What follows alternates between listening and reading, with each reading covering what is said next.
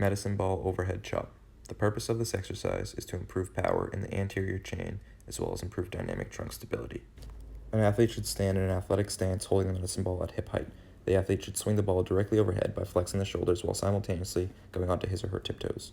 Once the ball is overhead, the athlete will accelerate downward in a chopping motion, slamming the ball off the floor directly in front of their feet.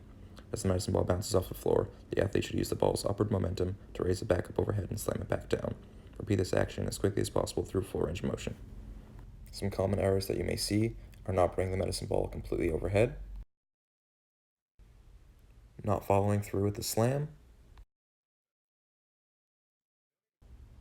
and having a rounded back at the bottom of the slam. Medicine ball side-to-side swings with lateral hop.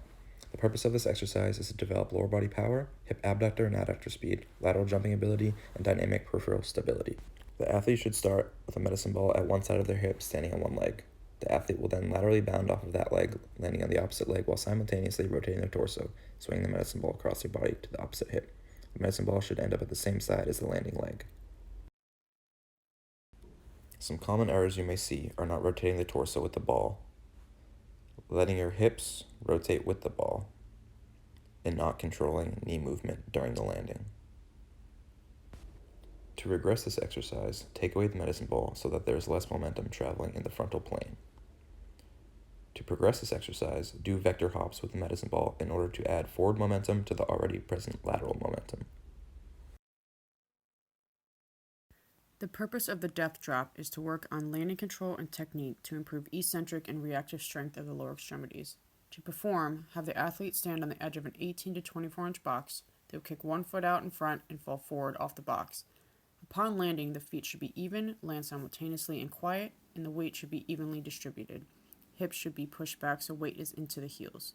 Regressions of this exercise include lowering the box height, and progressions you can land on a single leg or perform rebound jump upon landing. Common error is landing in the toes so the heels come up and knees caving in upon landing. The concentric box jump drill improves vertical jump height via glute-driven hip extension.